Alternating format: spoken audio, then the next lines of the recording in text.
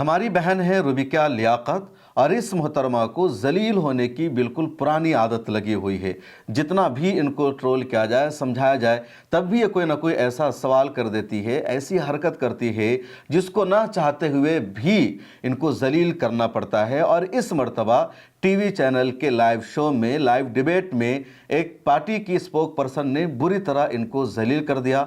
यह अलग बात है कि रुबिका लियाकत साहिबा को फ़र्क नहीं पड़ता। हालांकि जब भी रुबिका लियाकत को इस तरह जलील किया जाता है, इस तरह इनको ट्रोल किया जाता है, तो बड़ा दर्द होता है, तकलीफ़ भी होती है। लेकिन रुबिका लियाकत भी आदत से मजबूर है, इनको फ़र्क नहीं पड़ता। अब इस मर्तबा एक लाइव शो में, लाइव डिबेट में इनके अपने ही चैनल पर आरजेडी की एक प्रवक्ता ने जिस तरह जलील किया, जिस तरह लाजवाब किया, वो वीडियो देखने वाली है।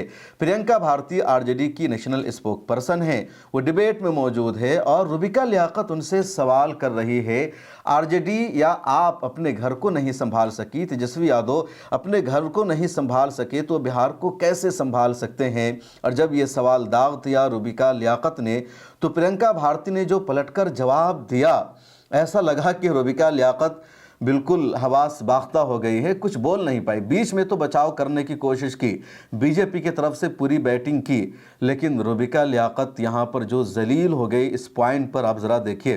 जब घर ही नहीं संभल पा रहा है तो बिहार क्या संभालेंगे? फिर घर पे आप आ रही है रुबिका जी। क्यों ना, ये घर नहीं है, ये परिवार का हिस्सा है जिनका जिक्र हो रहा है, इसीलिए मैं कह रही हूँ परिवार पे आप जाएंगे तो मैं मोदी मैं जाऊंगी जशोदा बहन पे कि क्यों उनको छोड़ दिया गया मोदी जी के द्वारा। झूठ बोल के मुझे बुलाते हैं चैनल पे, आप बोलते हैं टॉपिक कोई और है, चलाते परिवार है, शर्म नहीं आती आप नहीं topic just because I am not talking about your पति। आपके पति क्या करते हैं, मैं घर में घुसूं क्या? रुबिका लियाकत कोई पहली ऐसी एंकर नहीं है, ना अकेली ऐसी एंकर है जो बीजेपी की तरफ से स्पोक पर्सन के तौर पर काम करती है या गोदी मीडिया की एंकर बनकर जवाब देती है, बल्कि इनके अलावा और भी न्यूज़ एंकर है जो बीजेपी की स्पोक पर्सन बन जाती है। उसमें अंजना ओम कश्यप का नाम शामिल है या चित्रा त्रिपाठी का नाम शामिल है या जितने गोदी मीडिया की एंकराइन हैं, एंकर हैं, सबका यही मामला है। कई मरतबा फैसला करना मुश्किल हो जाता है कि बीजेपी का स्पोक पर्सन कांग्रेस या आरजेडी के स्पोक पर्सन को सही जवाब दे रहा है या फिर जो एंकर है, जो मोहतरमा है, वो सही जवाब दे रही है।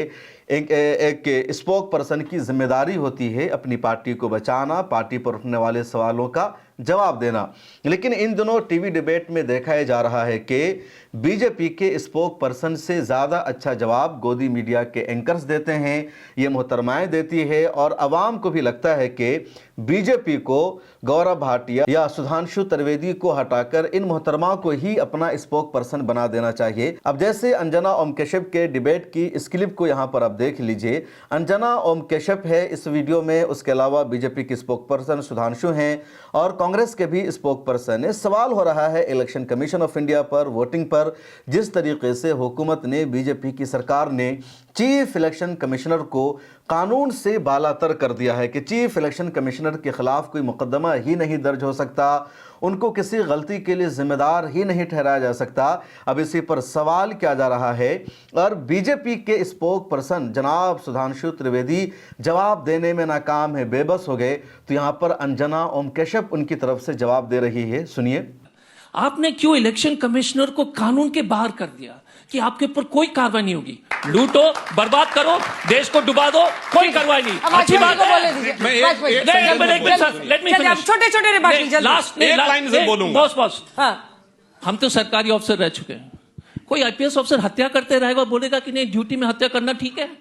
इलेक्शन कमीशन अगर चुनाव लूट रहा है और आप बोलते कि उसके ऊपर कोई कार्रवाई नहीं होगी, किस देश का कानून? ये अफ्रीका के सबसे गरीब, नेक्स्ट सेकंड सर, ये अफ्रीका के सबसे डिक्टेटर वाली सरकार से भी घटिया हरकत है।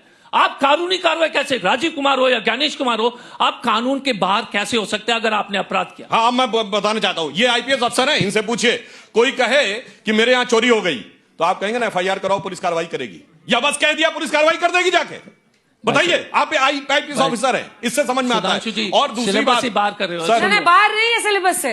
नहीं, एक मिनट, तो मुझे जवाब देना तो जवाब दीजिए। एफआईआर तो करनी पड़ेगी ना, नहीं, कंप्लेनेंट चाहिए ना। आप नहीं समझ रहे। इसी तरह की एक क्लिप नहीं बल्कि बहुत सारी क्लिप है। चित्रा त्रिपाठी भी बीजेपी को सपोर्ट करने में या बीजेपी के स्पोक पर्सन को बचाने में बहुत माहिर है। अब एबीपी न्यूज़ की एक क्लिप वायरल हो रही है जिसमें गौरव भाटिया जो बीजेपी के स्पोक पर्सन हैं उनके लिए जवाब देना मुश्किल हो रहा है, वो फंस रहे हैं, तो चित्रा त्रिपाठी बीच में आ जाती है, बचाने का काम करती है। और अब सोशल मीडिया पर लिख रहे हैं कि गौरव भाटिया से अच्छा तो चित्रा त्रिपाठी बचाने का काम कर रही है, और लग नहीं रहा है कि कौन स्पोक पर्सन है और कौन एंकर है। अपने आप को राम भक्त बता रहे हैं, तो इनसे पूछ लीजिए कि रामचरितमानस में राम का नाम कितनी बार आया है, बताएं। मैं चैलेंज करता हूं, ये बता दें। चलिए अभी पता चल जाएगा कि प्रभु को कितने मानते हैं। बताइए रामचरितमानस में प्रभु राम का नाम कितनी बार आया है।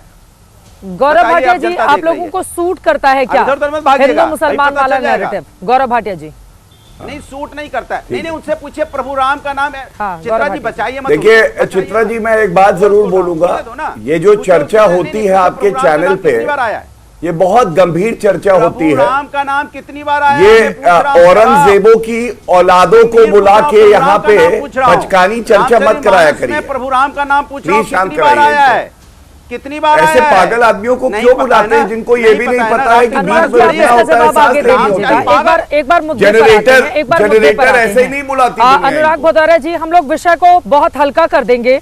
चुनाव का दौर है और उस समय अगर इस तरह की बातें की जाएंगी, और देखिए कल ही अब इस बात का, अनुराग भदौरिया जी मैं आ रही हूं आपके पास, देखिए कोई कुछ भी कहे लेकिन इस बात का श्रेय तो नरेंद्र मोदी को आप लोग देंगे ना कि अगर भव्य राम मंदिर यहां पर तैयार हुआ, और मैं कल राम मंदिर प्रांगण से होकर आ रही हूं, प्रभु राम के दर्शन करके आ रही हूं, उतना भव्य और दिव्य मंदिर नरेंद्र मोदी नहीं होते तो शायद ही कभी बन पाता। इसका श्रेय तो आपको देना ही पड़ेगा, लेकिन खुले मन से आप लोग ये भी बोलने के लिए तैयार नहीं रहते हैं। अनुराग जी, मैं आपके पास आऊंगी, आप बता दीजिएगा रामचरितमानस में कितनी बार भगवान श्री राम का नाम रखा गया है? और इस तरह रोजाना आजकल टीवी चैनलों पर होता है, रोजाना डिबेट में होता है, और ये लोग खुद जलील होने का काम करते हैं, रुसवा होने का काम करते हैं। मीडिया की जो जिम्मेदारी है, मीडिया का जो एथिक्स है, उस एथिक्स को लोग हमेशा निभाने में नाकाम नजर आते हैं। इस वीडियो में इतना ही। पब्लिक फेस को सब्सक्राइब कर लीजिए और मुझे दीजिए इजाजत।